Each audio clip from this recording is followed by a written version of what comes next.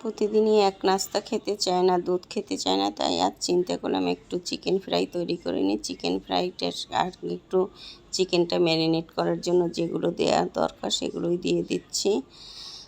এই যে দিয়ে দিলাম আদা বাটা, একটু রসুন বাটা, তারপর গোলমরিচের গুঁড়ো, স্বাদ মতো নুন, আর এই যে মরিচের গুঁড়ো, আর এখন দিয়ে দিলাম একটু জিরে গুঁড়ো, একটু গরম মশলা গুঁড়ো, আর দিয়ে দেবো একটু ভিনেগার। এই যে 1 চামচ ভিনেগার দিয়ে একটু ম্যারিনেট করে রাখবো কিছুটা সময়, মানে 15-20 মিনিটের মতো। তবে আজকে আমি এই রেসিপিটা তোমাদের নাস্তাটা শেয়ার করতেছি, ভিডিওটা দেওয়া লাগে এই কারণে, কিন্তু আজকে আমার খুবই খারাপ লাগতেছে।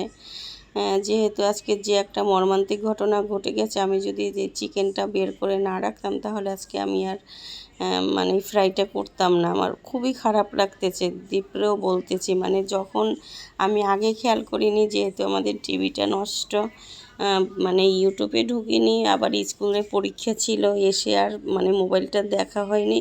পরে দীপ যখন বলল যে মা এরকম একটা ঘটনা ঘটেছে ফেসবুকে, যে তারপরে ইউটিউবে ঢোকার পরেই এমন অবস্থা, আমার নিজের চোখ থেকে মনে হয় কি জল চলে আসছে। পরে আমি চিন্তা করলাম যে আসলে মোবাইলে দেখতে অত লাগে না। দীপকে বললাম যে বাবা একটু ল্যাপটপটা নিয়ে এসো, একটু দেখি। তারপরে ল্যাপটপে ইউটিউবে ঢোকার সাথে সাথে যে মর্মান্তিক একটা বাচ্চাকে দেখলাম, তার কাপড় চোপড় পুরা পুড়ে গেছে। মনে হয় 4-5-এ পরে বাচ্চাটা হেঁটে হেঁটে যাচ্ছে, অর্ধেক শরীর মনে হয় পোড়া। আসলে এরকম মর্মান্তিক ঘটনা ঘটলে না খুবই খারাপ লাগে। এই বাচ্চার মা বাবারা কি কখনো জানতো যে আজকে বাচ্চাটা স্কুলে দিয়ে আসলাম, আর আজকে কি হলো, জুনায়েদ নামে একটা বাচ্চা মারা গেছে, ওর বাবার ফেসবুকে আসছে, ইউটিউবে আসছে, কি যে কান্না করতেছে লোকটা, যে আজকে আমি বাবাটাকে একটু চুমুও দিলাম না। আসলে কেমন জানি লাগতেছে। তা এখন আজকে চিকেন ফ্রাইটা করতেছি ঠিকই, কিন্তু মনটা খুব খারাপ ছিল, আমার অনেক খারাপ লাগতেছিল। দীপেরও মনটা খারাপ হয়ে গেছে, কয় মা কী করবা এখন।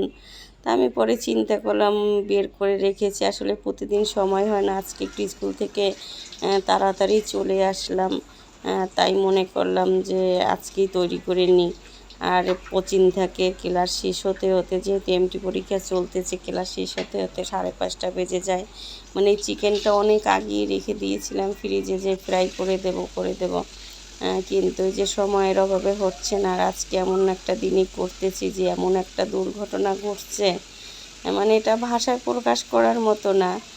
কত বাচ্চা তো মারাই গেল, শিক্ষার্থী, তারপর যে পাইলট মারা গেল, ওর আজকেই ছিল চুলের ট্রেনিং, এইটার পরেই ওর ট্রেনিংটা শেষ হতো।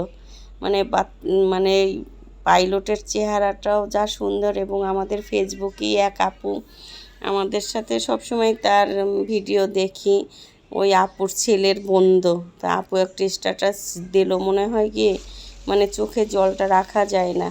আসলে এটাই মানুষ বলে ঈশ্বর যা করে ভালোর জন্য করে, আসলে এটা কি ঠিক, এটা কি ভালোর জন্য করেছে?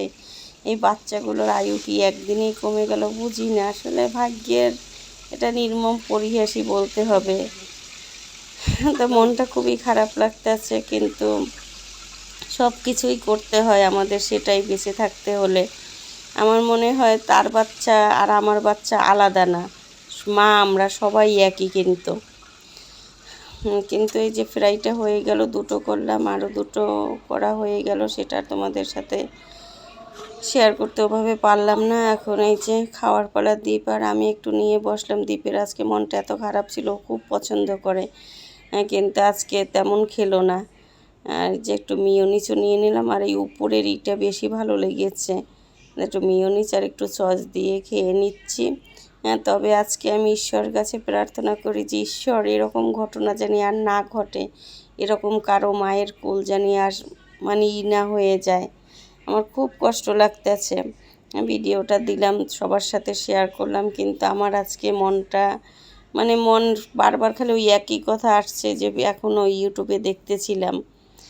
তোমরা সবাই ভালো থাকবে আর সবার জন্য দোয়া করবে, সবাই জানি সুস্থ থাকে।